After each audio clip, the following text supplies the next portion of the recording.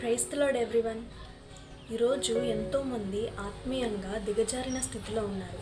అపవాదిని ఎదిరించలేకపోతున్నా అనుకుంటున్నారు. బైబిల్ చదువుతున్నాను, ప్రార్థన చేస్తున్నాను, కానీ అపవాదిని జయించలేకపోతున్నాను అని అనుకుంటా ఉన్నారు.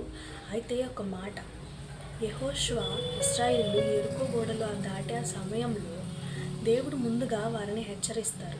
అక్కడ ఉన్నవన్నీ శపితమైనవి కాబట్టి అందులో కొంచెం కూడా ఏమి ముట్టుకోవద్దు, తీసుకోవద్దని దేవుడు ముందుగానే తెలియజేస్తారు. కానీ వాళ్ళు వినకుండా ఆకాన్ ఏం చేస్తాడంటే దానిలో కొంచెం తీసుకొని దాన్ని గుడారాల మధ్యలో దాచిపెట్టుకొని ఉంటాడు.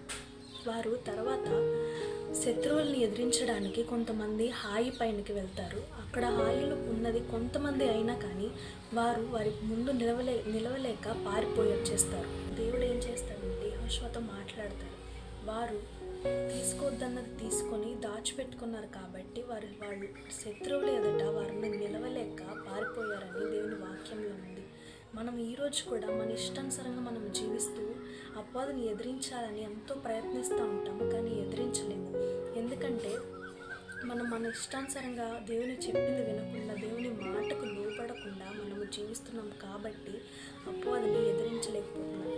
అప్పుడైతే వారు చేసిన తప్పుకి దేవుడు వారిని పనిష్ చేసేసారు, వారిని చంపేస్తారు.